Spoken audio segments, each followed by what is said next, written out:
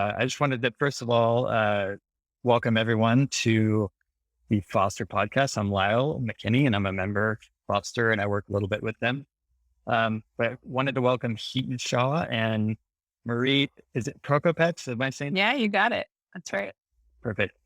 So they're co-founders of the company Nira, which is a real-time access control system to help businesses protect company information from unauthorized access. So we'll probably learn a little bit more about that soon.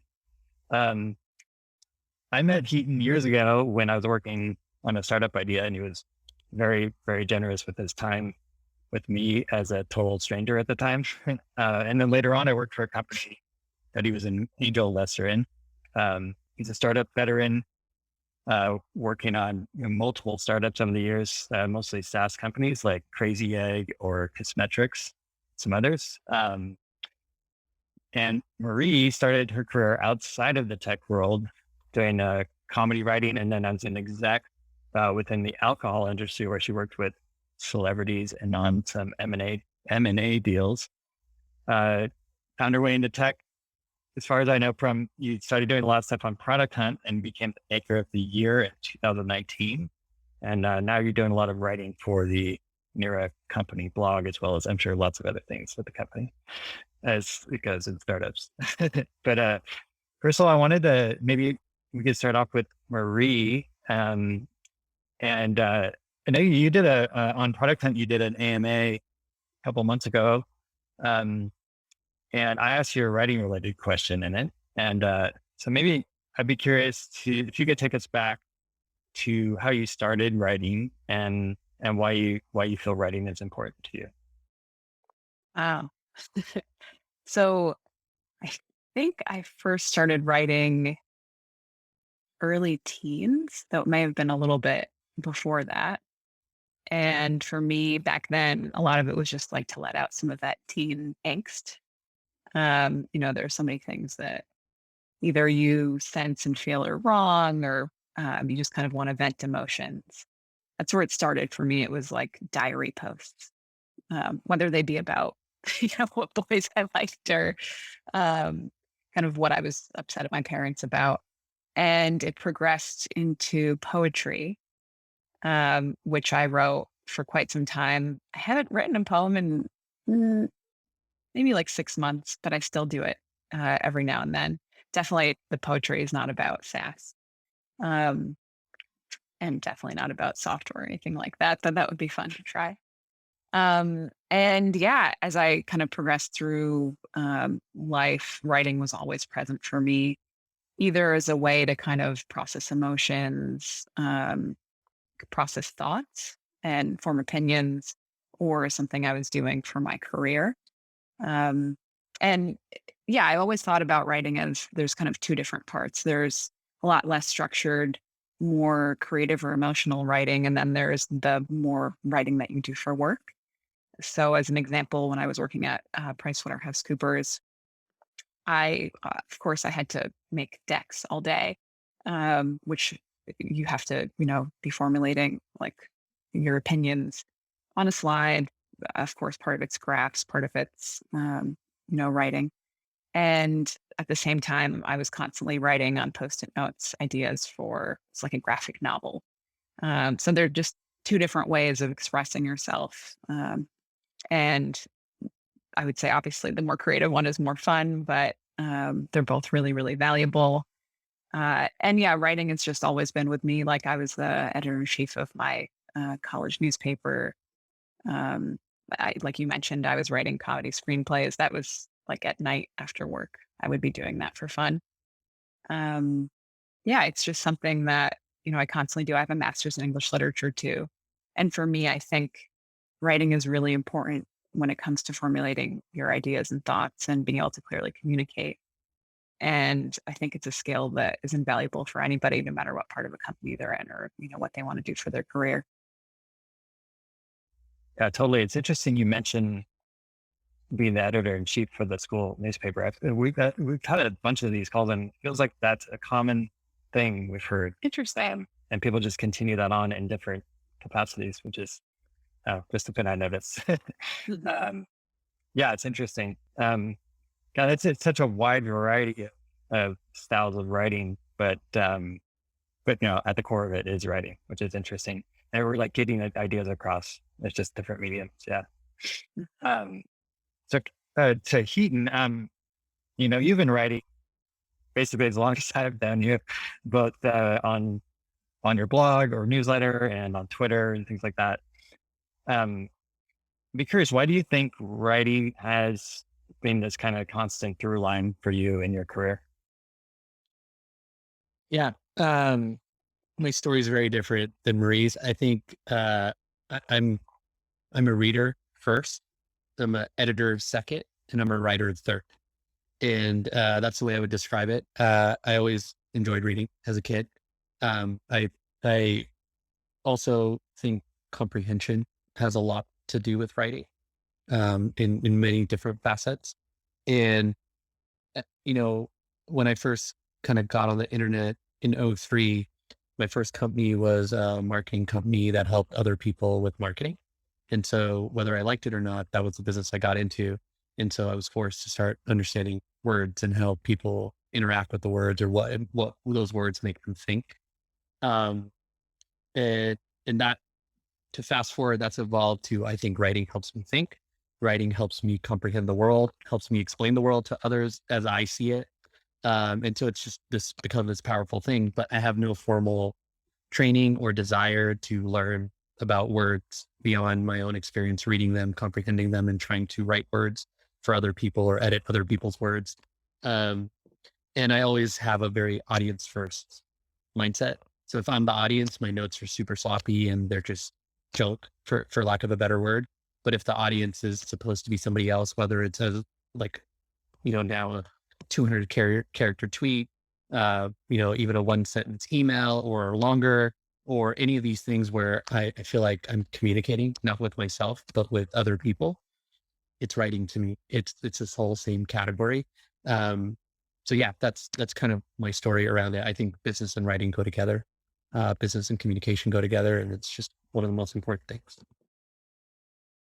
Yeah, totally. I mean, that's been very clear just following your path, and it's kind of similar, I guess, in some ways similar to what Marie said, where it's you're taking into account who the audience is and tailoring it for that.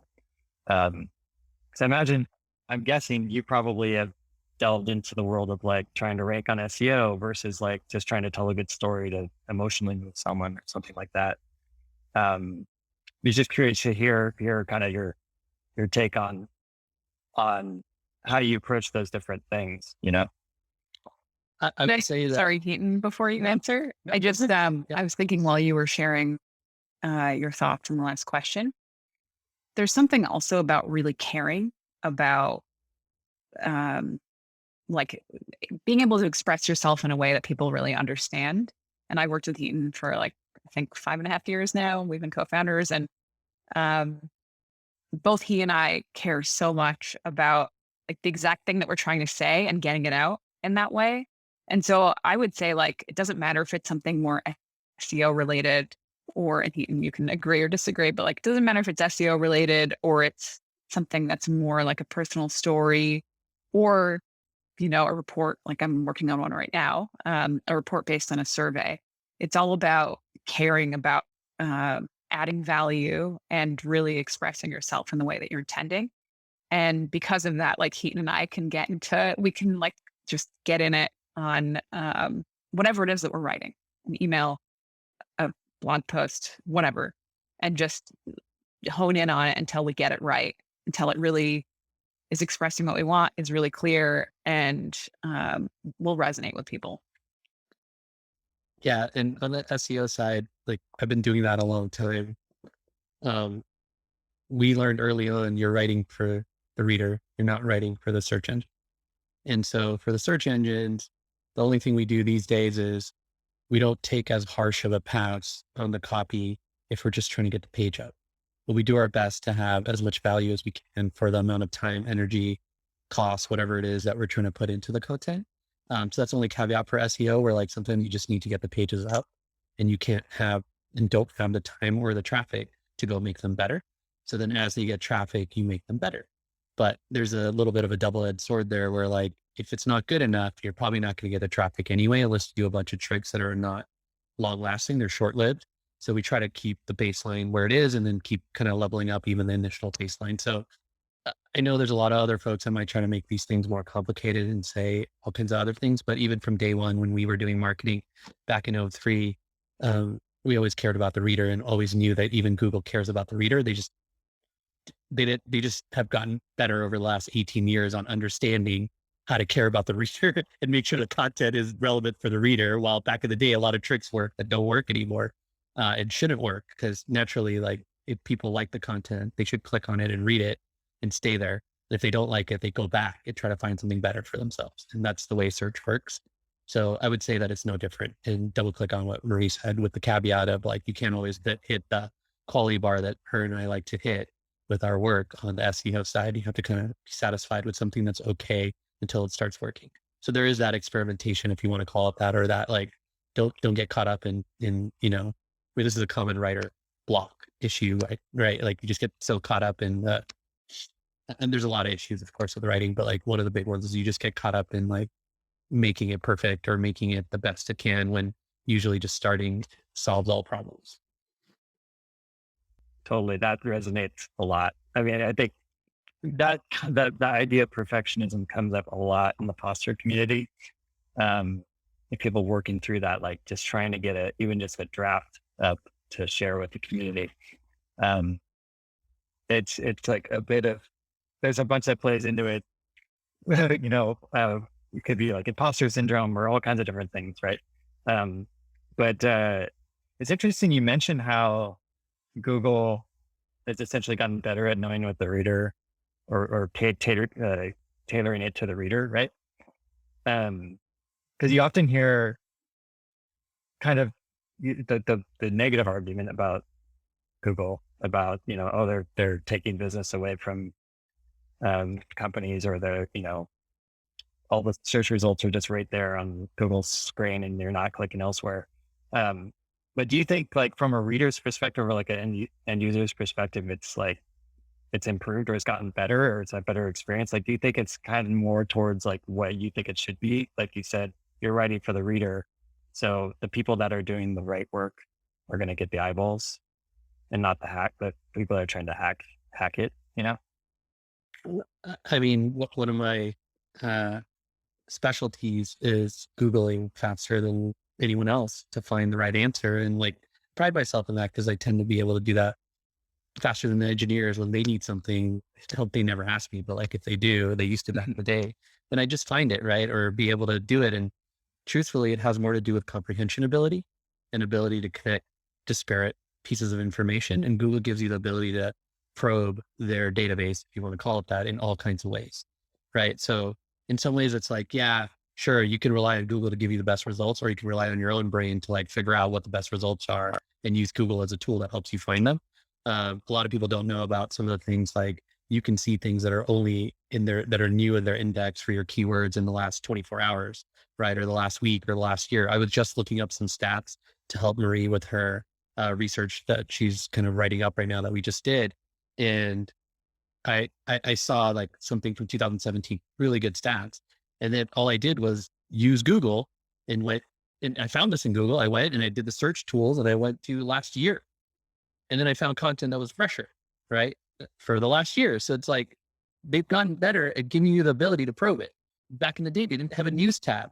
Now they have a news tab, right? Like they didn't have images. They didn't have a bunch of other stuff they do. So I think objectively, they've gotten better at helping people like me that are willing to dig in. And you can argue that maybe it's not a good thing to like have to dig in, but I would say that like Google's not ever going to 100% know what you're looking for. So it's your job to figure out how to use Google to your advantage, because everything's in there. Literally everything. I can find the craziest things sometimes. Like, it's cool. Yeah, totally. I think it's ultimately getting us to a good spot, which is good. So, Bree, maybe I'd be curious to kind of go dig into a little bit of your comedy writing. And you mentioned it was sort of like a side hustle or like a passion project. And I think I saw you said somewhere that you won some awards for that too. I'd just be curious to learn a little bit more about that experience and yeah, why you didn't maybe pursue that more and you decided to move into tech. Yeah. Um, Gosh, where do I start? So I've always had a drive to write. Um, and then it kind of happened out of the blue, actually. I just started writing the screenplay. I had not researched screenwriting. I didn't, take any classes on it. When I mentioned I have a master's in English literature, it doesn't mean you actually learn how to write. You're, analyzing Victorian novels and trying to create some kind of thesis about them. Um, yeah, so I didn't have any formal training in that sense. And it just kind of spontaneously happened. I had this story that came in my head, and then started writing it down. And I did like at some point check, am I doing this? Like, is this right? Am I doing the formatting right? I quickly bought like screenwriting software, which made it way easier. And just was doing it. I would do it like on the weekends, until 3 a.m. in the morning after work. So like from 8 p.m. till 3 a.m., which I learned you can only do 3 days in a row before you get so exhausted that on the fourth day you can't function. So I would do like, three one day where I wasn't staying up as late and going back to that. And for me, I really actually wanted to leave my job and pursue that. But I, like so many people, was just really afraid to make the jump, not only into something creative, because that's scary enough, but just leaving the comfort of, the corporate job and just the life I had known. And I was doing really well there. And I had really fun work to do too. So for, I think, about 3 years, I was struggling with, and I was there for 5 years, just working in the alcohol industry, 5.5. So yeah, for a big chunk of it, I was wondering if I should go and do writing and do something else on my own. Um, and then I just kept writing multiple screenplays. Yeah, it's just stuff was popping in my head. They're comedy screenplays. Heaton has read some of them or a bunch of my writing. I don't share it broadly because um, I'm really critical of myself and it's never perfect. So I found myself, like we talked about perfectionism a little bit ago, I found myself constantly revisiting them and fixing them, and it like never would stop. And I still sometimes do that. If I start reading my old scripts, I will go in and start changing things. So it's been running for years. A few months, I just keep fixing them. And yeah, I won a couple awards, like best comedy screenplay at the biggest comedy festival in the US. And it was all under a pseudonym too. So it wasn't under my regular name because also for me, it was like a split of my identity. I don't know if, you've ever experienced that, but for me, it was like, all right, I'm this corporate person. I, like have this one way of being at work and I'm really good at what I do and people see me a certain way. And then there's this other side of me that's like super creative and writes like raunchy jokes and tried stand up and I couldn't kind of fit it together. And so I had this very like it's one or the other mindset, which, looking back on it now, I don't think that's the right mindset. But this was also like 8 years ago or 10 years ago when I was kind of struggling with the decision. And eventually I did end up leaving my job. It was not because I was brave. It was because the conditions were right for me to leave. The part of the company I was in got acquired. And so it just made it much easier for me to go and make that choice because I was no longer like, oh, I love this company. I'm have allegiance to it. That kind of went away. And I was going to move to LA and focus on writing. But then actually I met Heaton and I was like, oh, I'm going to, work on some startup stuff and see how this is before I like fully make the jump. And then I kind of got pulled into all the startup stuff. It's like, oh, this is cool. What can I build? I love learning too. And for me, there were boundless, endless opportunities to learn with what we're doing now. And the learning just never ends. And yeah, I definitely put the comedy writing on the back burner. That's not to say like There's a TV script I've been working on forever that I do revisit once in a while, but can't do that yet. So yeah. I think a lot of us here could probably relate to keep going back to stuff and revising it. And it's like, it's kind of like the painter who's never done with the painting, you know? Um, but yeah, I mean, I certainly do it. I know that. Mhm. Especially if you go back to something, a lot of time has passed and you sort of cringe at maybe something that you wrote and you're like, okay, I can make Yes. this better now.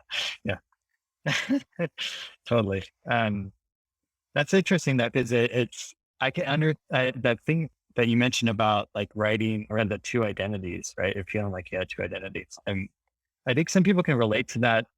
Not just like, from a comedy standpoint, that's one aspect. And there are definitely some people in the foster community that are writing comedy and stuff like that, and probably are dealing with something like that.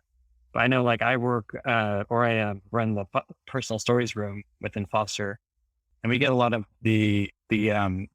how vulnerable should I be in public under my name, or how, should I mention someone in my life, by name, or should I write under a pseudonym? There's even, I know at least one member who I don't even know her real name. She just writes under a pseudonym all the time. Um, so has your opinion changed on that? Like, because you mentioned that was like a while ago and you weren't sure if it was the right move or not. Mhm. Yeah, I think too, I'm just thinking about the two identities. And in some ways, it's like the identity that thinks the part of you that's like, I can make money doing this thing. And the other part that's like this creative pursuit. It's harder to make money with that. Much more rare to become a comedy writer and earn money off of that. And especially doing so without like under your own, like you own the stuff and you get to make your decisions. So I think that's part of the struggle. Um, as it relates to if you should let yourself out there, I think people are much more accepting when it comes to being vulnerable and being yourself than they ever were in the past. So I think my opinion's definitely changed. Like if I had to go do it all over again at work, I would have been open about what I was doing and having fun doing this comedy writing. And it actually makes me a more kind of whole and interesting person at work. I think it could have helped as long as people weren't afraid I was leaving. I wouldn't obviously talk about that part or that I was drawn to do this other thing. But I think people are much more supportive than you realize. And I did end up telling some folks at the company that I was close with, and they were like, this is amazing. They're so excited. Yeah. So I think a lot of it is us projecting ideas about what we think, how we think people will perceive us. And it's not actually factual. Now, like, would I go and make a bunch of raunchy jokes on my Twitter when Heaton and I, now have a security company? Probably not. um, but would I let my humor out? Yeah, I think that's totally fine. And I think it just makes you a more well-rounded person. Yeah. But of course, like you always have the work persona. There's a little bit of a difference. Like Heaton and I talk to each other a different way than we would talk to our customers. Yeah, totally. I wonder if Heaton, you have had a similar experience, because I think, yeah, you've written very like open and transparently about some things and like struggles of business, right? Like things that didn't work, or, you know, I think with like Kissmetrics, you raised a bunch of money from VC and then you've decided not to, and you've written about that. And like, um, how do you think about like how transparent to be and open about the struggles, or whatever, you know? Yeah. I have an advantage of not being a writer and having that label. So I'll say that first. Not that I'm not a writer, but I'm not a writer. Like I would assume everyone is on this call or watching this, and Marie's definitely a writer with the label. Sorry to label you, Marie. I have many labels. It's okay. No, I know. Yeah. I'm just Yeah. saying. Uh, the pieces that have done the best are the ones that I never considered the vulnerability, and I considered the audience. And if the audience would learn something from what I'm saying, that they, for lack of a better way to say this, that they desperately need to know, in my opinion. And one of the pieces that um, I wrote Marie and I worked on almost 5 times, and we shipped it, I think 3 times, or something like that. And it was a very emotional piece for me, to the point where like we would get in arguments while we were trying to work on it, that were related to it and the topic and the scenario I found myself in back then, but not the scenario I find myself in today while I'm trying to write it with Marie who wants to help. Right. So I think I never think about, am I being vulnerable? I know writers have that skew, and they hear, I guess what I'm trying to say about the writing that people say I was most vulnerable or transparent with is that I never viewed it like that. And that helped me, but it didn't help me like I was explicitly not trying to view it like that. I just didn't view it like that. I didn't care about, am I being vulnerable? Is this too transparent? Am I saying the right things? I just worried about, is this good? Is it good? And what does good mean? Is it good for the audience? Do they desperately need to hear this from my story? Will it help them? I didn't even go too far into that, but I just knew that sharing that story or those stories and those moments I experienced, the way we write them is what matters, and how they come across to the audience. So I guess I'm like extremely audience biased, including when the content is for me. So I don't just mean to say it's all about other people. I even mean like content for myself. I have a shitload of writing that's internal for me, that's notes and things like that, that will never see the light of day. And I do a lot of that as I come up with ideas and thoughts, and the audience is me. So I really don't care. It's like a diary type of thing, or notes or whatever. Usually it's business stuff for me, and a lot of personal stuff, but I'm usually curating a lot of that. So to me, I think ultimately it's that audience that matters, not transparency or vulnerability, which again, I haven't heard enough people pull that thread of like, well, if you care about the audience, you shouldn't care about whether you're being transparent or vulnerable. You should care about the audience, and like, are they going to get it? Does it make sense to them? Is it relatable to them? Is there a story we're telling that has the right sort of points that they're going to resonate with, that they're going to understand, right? Things like that are so much more, I think, valuable ways of thinking about it than getting stuck in the vulnerability and transparency words. And to me, the only reason I know I was vulnerable and transparent, and this is again internal for me, is because other people are telling me, period. Otherwise, I don't know. I don't want to gauge that. I feel like I shouldn't think like that. I should more think about the audience. And if they say that, great. But I actually ignore it when people say, hey, you were very vulnerable, or that was very transparent, because to me, it's like, either that's who I am, or that's what I wanted you to think. Yeah, totally. I wonder though, because I know so you're keeping the audience in mind at all times. And I think sometimes when people think about writing and sharing their story, and maybe it's like something that is very vulnerable, or putting themselves out there more than they maybe would normally feel comfortable doing, that they're a little bit worried about the blowback they might get from the audience, right? Do you just go like, I don't give a shit about that, or do you just, because you're in service of like, I'm trying to reach this subset of the audience that really needs this thing, and you don't care about any blowback you might get. That makes sense. Yeah. I mean, I think. No, Christine just asked the same question in the chat, basically blowback. Yeah. Social media. I'll share my take. I think Marie might have a different take than I do. Actually, it's the exact opposite of not caring. I actually care a lot about that, because it should resonate with the audience. So in a way, what you're saying is correct. Like, it's the audience, and if it's narrow, then any blowback that any other type of audience would give doesn't matter. I don't view it like that as much as, but it's kind of like that. But I view it more like, don't be offensive, but if you're being sarcastic in words, be very careful, right, about how that's wrapped, and if it's in the right context for an appropriate audience, right? So again, I just go back to the audience always, and like, hey, if I know the intended audience will read this and it'll resonate with them, there will always be edge cases and people out there that might not like what I'm saying or have a different opinion. Another way to think about that is just be ready to engage, be ready to say sorry, right? Be ready to apologize, be ready to say I went too far, be ready to write up a whole apology, in fact, it's part of the work, in my opinion. You kind of don't know how far to push certain things until you push them.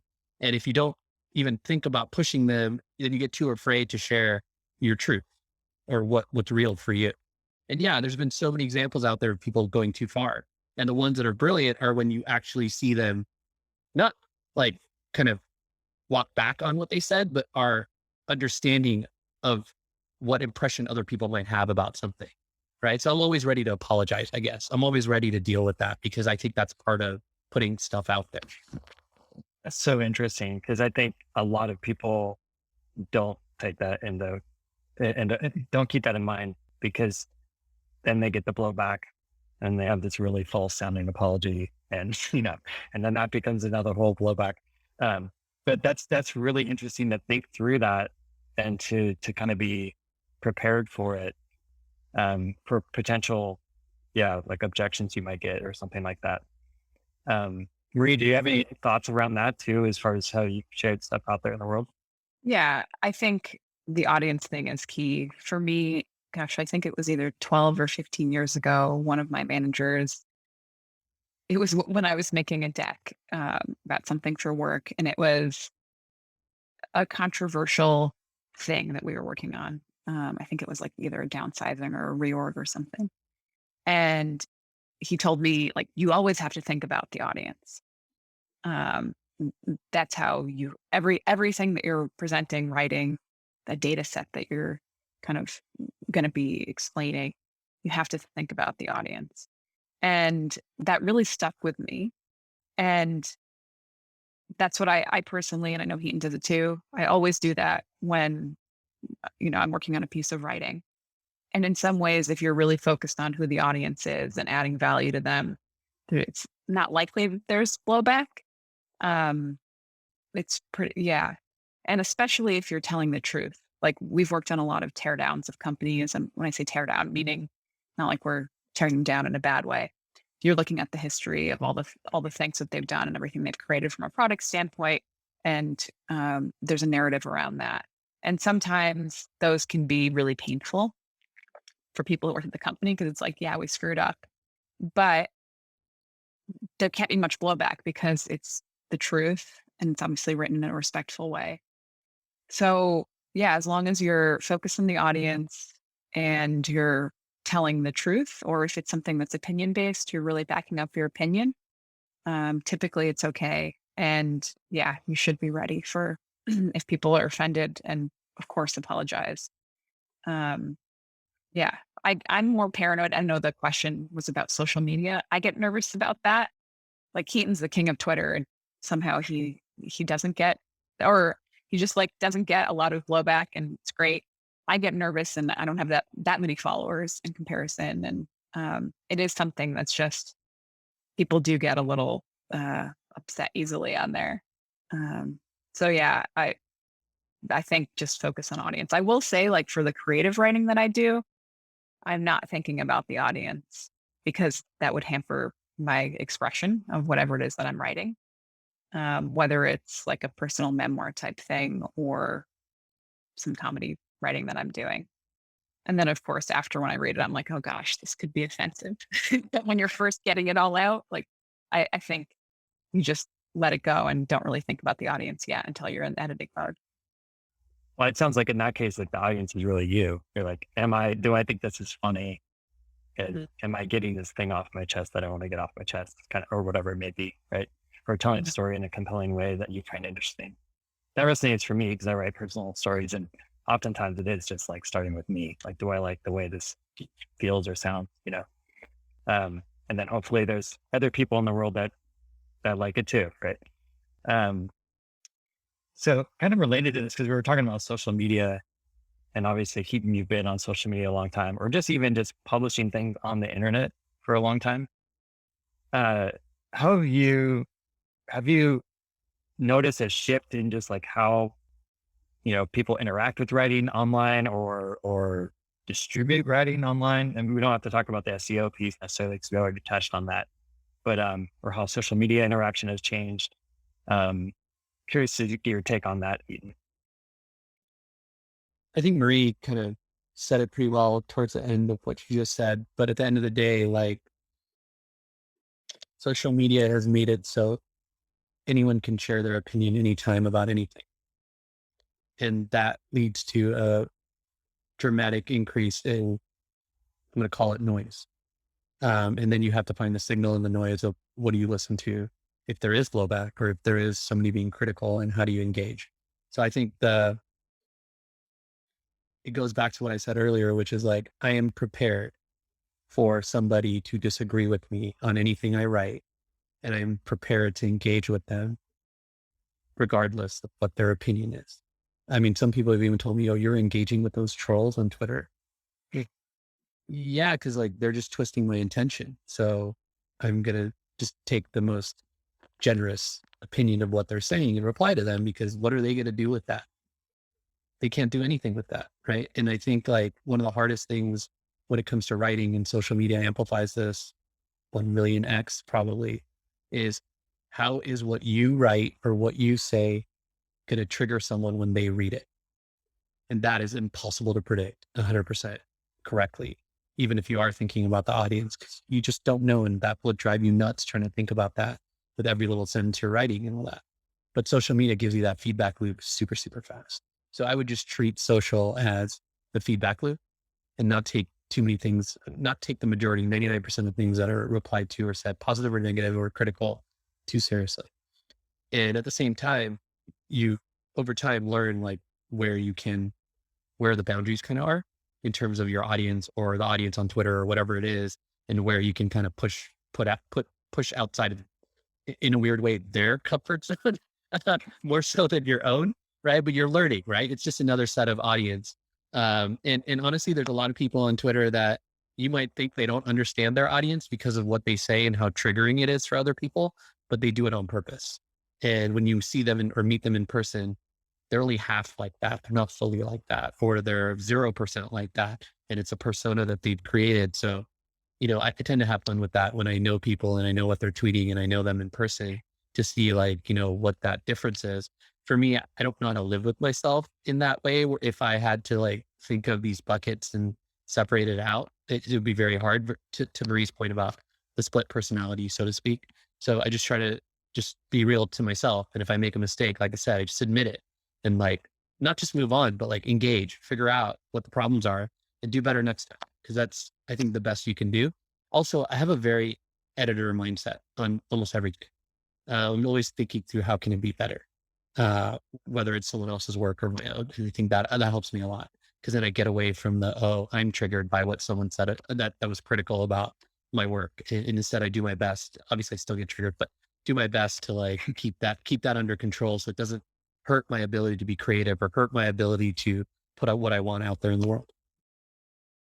Yeah. So I guess the other thing I'd be curious about is also, like earlier on, there was blogging and like kind of the blogosphere, if you want to call that. And just a lot of people, there was no social media necessarily. I think there was a lot different landscape. And then I remember even early on when following you, when I first got on Twitter and stuff, and it was like a lot of people were just sharing links to interesting articles. And you see way less of that kind of stuff these days. And I'd just be curious, because it's like from a distribution standpoint for writers who are trying to get their writing out into the world, it's changed quite a bit, right? So I'd be curious to, what do you think had led to those changes, and like, what have you noticed? And it's just like the online writing landscape as far as that goes. As consumers, we don't have much say or choice in what these platforms do. So at the end of the day, Twitter figured out they want more people on their site longer than people clicking to links on other people's sites. So the features and kind of functionality that they enable are more focused on keeping people on Twitter, right? When they saw threads, they doubled down on it, right? And now threads are a thing. They were called tweet stores before that. They were probably called something else before that, because somebody made them up and decided to do it like that. So I would just simply say that like, we work within the mediums that are created for us, or not even for us, that just exist. And that's all we get, right? So this evolution was going to be natural if you think through platforms wanting to keep people on their sites longer so they can basically sell advertising, right, at a higher and higher pace and clip. And that's what Twitter's done. And that's what you should expect these platforms to do. That doesn't impact distribution. So now you write a tweet storm and put the link to the article at the end. What's the big deal? Right? Or LinkedIn is the best, where you never put a link on the LinkedIn main content. You only say it's in the first comment, and then your juice is higher, right? And more people see it. So we're all just learning how to play with these platforms because they do have distribution and we want the distribution. That's really the bottom line. And we don't have control over what they do. So, and I've seen these changes over and over again, but that's the one thing that's common. These platforms always want people on their site longer.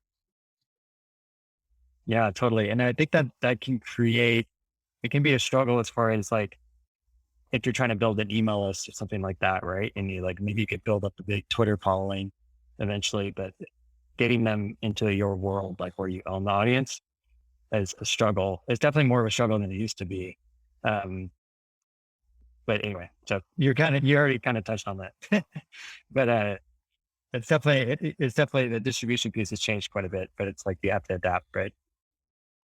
Yep. If you want people to read your work, you have to go where they are and do the things that you need to do, right? Yeah, I was very lucky to meet one of the most prolific tech writers, Malik, early on when I started working in software and building software. And like, I wish he had a bigger email list.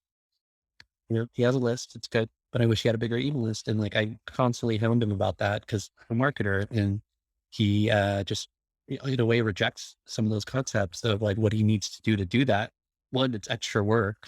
And two, like the benefit of it is clear, but it's also extra work that you have to do to get that benefit beyond just the blog post you wrote. That usually his are very epic, especially when he goes after certain topics and stuff. So, frankly, I learned a lot about writing from him and watching him and editing his work when he asked me to, but then also, I realized the bottleneck right there and have learned a lot about things I don't know because I'm not a writer, that, he does, and the things he deals with, and the writer's block and all that. And one of them is literally, how do I get distribution if I don't want to do extra work besides just put out the blog post? And it's definitely gotten harder than ever before. So I think I don't know, I really truly believe a lot of writing is shifting to Twitter. Yeah, I would tend to agree.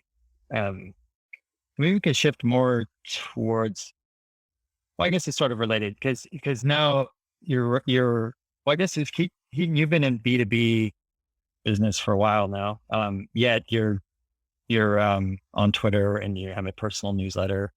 But I'd be curious, there's a question for both of you really, like, how do you view the role of Twitter or a personal newsletter and that kind of thing for co-founders of a B2B company? Yeah. Marie probably wants me to go first. I want her to go. Yeah, I did. My mother. But I'll go first. And then she can go. That sounds fine. I will oblige. So the big thing there's only one thing I have to say about this. The media is not kind to companies, and the media has gotten even worse as tech has blown up. And so at this point, you either own your narrative or you let someone else own it. And so if you don't have social working for you, whether it's your company account or folks in the company or the founders or whatever, then you don't get to own the narrative. You don't get to control the stories. You don't get to basically influence people in the way you might want to, because that influence used to happen through media. And now it doesn't, because they don't like us, to be honest. And I'm not one to hate media. I love media. I love all those people. In fact, like Om's a great friend of mine. He used to be part of the media. But this is just reality, right? Like this is the truth. This is what tech investors complain about. We've kind of created the problem though, but it was an inevitable problem, which is lots of funding rounds, lots of money in the system, lots more startups than ever, lots more tech. Everything looks like a tech company now or a startup. So the differentiation of what's even a nonprofit or a non-tech company doesn't exist anymore. Everyone's a tech company apparently. And so we're all blanketed together by media. And thus it's much harder to use media to our benefit. And they're looking for stories that actually are negative more so than positive. And that wasn't the case before. This is just what we've evolved into because those negative stories are what get the most traffic. So that's the one thing I'll say of why it's more important than not ever. It's just important. Period. Yeah, I think most companies don't have personalities. Now, there are a few, typically they're not tech companies that I can think of that, you know, there is some kind of personality attached that's pretty clear, at least in their social media. Like companies aren't people. So having a personal presence just lends a different um, kind of facet to the company that didn't exist before that. So like Aaron Levy on Box is a great example of it's like kind of a I don't want to say boring category. It's not at all, but it's just like it's a standard product. They store, you know, documents. Um, and like how much personality can Box have? But Aaron can have a lot of personality on Twitter and bring that and bring kind of an ethos to the company that didn't exist. And so, yeah, it's just a way to kind of enrich the company and, of course, be yourself in the process. I think for me personally, as a founder, that puts pressure on me because I'm like, oh crap, or what's my like? How do I get my real personality out there on Twitter? And like, what are my themes? And I'm always struggling with that. Um, but yeah, I think Heaton has his. It's just like obviously who he is and being helpful and sharing information and opinions. But yeah, just make companies have personalities. I think is a helpful thing, and also in doing so, express yourself. Yeah, I learned a long time ago with blogging that the face and the person matters more so than the brand. So the way you get a brand is by associating the people who are behind the brand, and then eventually you get a brand. That's at least the pattern I've seen repeatedly. Just to add to that. Yeah, totally. And I imagine there's a component of also attracting talent and stuff too, right? Mhm. Like, you know, um, I don't know if this was the case, but Marie, like I don't know how you met Keaton, but if it was through like something that you saw online or something, I don't know if you can remember. I didn't know And who he was. No, no, no. Yeah. I was like, who's this person? that was Yeah. probably, And then I told one of my friends, I was like, oh, I met this guy Heaton. Like he seems really cool. And she was like, wait, Heaton? He's like a big deal. And I was like, what are you talking about? But yeah, I was not in tech. it's So we're and also not on Twitter. we're also not super deliberate about using social or any of that stuff in a way where we're intentionally trying to, recruit people. Like, I don't mean those tweets are bad or anything. We'll probably be doing those more and more as we scale and grow. But what I mean is like, there's no intentionality around, we're going to write this stuff or we're going to do this stuff so that we can attract people. It's more like, well, we're human beings. We have opinions. We're working on certain things. Let's go share what we're working on. Let's go share how we've evolved things. We've already learned that when we share that stuff, people learn from it, even if it's not related to the customer we're trying to attract or anything, and it helps spread the word about what we're doing. It teaches people things. So at the end of the day, I think the model we've learned and have repeated, including with the product habits newsletter that we have, and the tweets that I do, and on some of the accounts we have, Marie's tweets, et cetera, is just share more.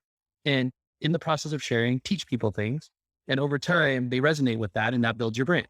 And that's what we found works for us. And we just do it repeatedly. And every time we do that, it works. Every time we don't do that and try to do something else, it doesn't work for us as well. So we're just going to keep doing that. Right. But it's not as intentional as I've seen other folks try to be about it in terms of, oh, we're going to build our presence. Cause like, I think that genuineness and what I call the WYSIWYG nature of this, of what you see is what you get, is the kind of value system that we both have. And we want to kind of encourage, and put out there more so than anything else. Yeah. We're being real. Yeah. And like, so for us, we recently pivoted the company. We had been doing enterprise search across different collaboration apps. We integrated with about 24 of them and let people search across all their apps. And we pivoted to document access control and helping people, IT people primarily, really secure their company's documents and who has access to them. And how do we announce that and keep talking about it? Like we did not do a bunch of tweets from our FYI account or our new Nira account or write emails from FYI, which is the old brand, or Nira, because that's not really that valuable or even interesting for Heaton and I to kind of write from this other voice. We shared it on our personal, social accounts on the Product Habits newsletter. We shared stories about what we learned. I shared it on the AMA. Um, it's for us, it's like that kind of stuff could come from a company, but it's much more valuable if it's coming from a person who actually went through that experience. Totally. And it definitely shines through. The authenticity shines through, like, right, just from outside perspective, me, right, like kind of following along. And I think with that can have that like have the side effect of attracting people into your orbit that might want to work with you or invest or whatever it may be, because they're like, okay, I this aligns with me some way. Or like the case of like Aaron Levy, maybe it's like, oh, that could be a fun place to work because he's funny or whatever. I don't know. And I think there's some aspect of like a human component to it rather than, like you said, a brand is just, it's sort of it's a brand, right? It's not a personality.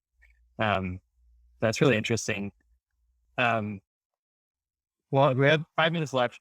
First one, we've had one question in the chat. I didn't actually specifically call it out. If anyone has a question, throw it in there. Otherwise, I wanted to bring up something that you mentioned in the AMA, which is not really related to the business, but you mentioned journaling, and I'd love to hear a little bit more about that practice and why it's important to you. And then, Hiten, if you do something similar, be curious to hear that too. Yeah. So for me, it's easy to journal when I'm not like in a great mood or something is off, because it's a way to kind of get out of that, or at least get down what you're feeling or what you're experiencing. So I definitely journal a lot more when there's something in my life that I'm not happy with, or something's going wrong. Um, I also I definitely aspire to have like a daily journaling practice. I know there are ones like morning pages from the Artist's Way, where you just kind of write 3 pages every morning and get that out. I've tried that before. It's fantastic. I think also at certain cadences, doing reviews is really good, like an annual review. I'll do year in review every year, which is a big um, kind of undertaking for me each year. And the whole point there is like, what happened this year, the good, the bad. You start to kind of see like, oh gosh, I accomplished all these things. I didn't realize. It's a great way to remind yourself of all the things that you've done, and kind of looking at like, well, what parts of you do you want to improve? So I also use journaling as a way to do self-improvement. Actually, I do a lot of self-improvement journaling. So there's kind of just the standard journaling, like I'm grumpy today or whatever's going on. And then there's the more, okay, here are the things that I want to work on for myself. And kind of getting those out and figuring out, well, how can you do it? Whether it's, getting over a fear of public speaking, or like working through a belief system that you kind of aren't aligned with anymore, but it's still present for you. And I think journaling can really, really help with that. And I know he does do some journaling too. So I'll let you go, Heath. I just take a lot of notes. I call them notes. I don't have a particular practice, but I am doing it daily. So to me, my favorite ones are epiphanies, whether real or not, and writing those things down, which is something just clicking in my head. So I use journaling, note taking, diary, whatever version of that you want to call it, because I've done all different forms of it, whether it's just bullets or sentences, or tried a bunch of other things. I just use it to help me think. That's it. Like, to me, it's just about helping me think. And that could be think about feelings and you get past that. It could be think about some business problem. It could be anything, but I just use it as a way to help me think.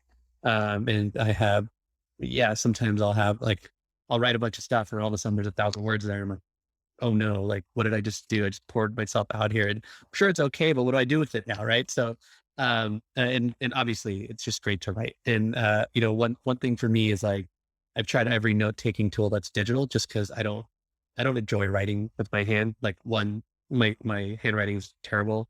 My dad's a physician, so I probably got that from him, but two, like, I type really fast, I read really fast. And so that combination is what I got used to. I've also had a computer since I was 8. So that's like 30 plus years now. So I think that skewed me that way. So I'm a little jealous of folks like Marie that actually will pull out a notebook and start writing with pen and paper, because like, I know it's different. Anyway, so that's the random things. For me, it's all digital, and it's mostly what I would just put in the category of notes, random thoughts. Yeah, that resonates about not writing by hand. It actually like physically hurts me to write by hand now. It's kind of sad. Yeah. That happens to me too. I don't know why. But yeah, it's worse than pain. That's how I think about it. You just got to work through the pain. Like you got to feel it, Yep. right? Yeah. Cool. Well, we are at the top of the hour. Rika had a question, but we don't. I want to respect your time. So, uh, thank you so much for coming here. So, Nira.com, Nira.com. Check out the business if you're in the IT world. Um, Otherwise, where else can folks find you guys? Producthabits.com is another one. We share a lot of information for mostly product people, founders, anyone in tech, and our Twitter handles. Mine is just my full name because I joined Twitter really late and I didn't get a cool snazzy one. So it's Marie Prokopets, and Heaton's is Hiten Shah. And that was the first license plate that my dad ever got in the US on his car. It's HNSHAH. So I didn't know that. And I was hilarious. And it's got my name. So like when I got on Twitter, just use that. My Gmail is that as well. So it is what it is. So, I think I just gave that away, but yeah. I don't care. That's Just kidding.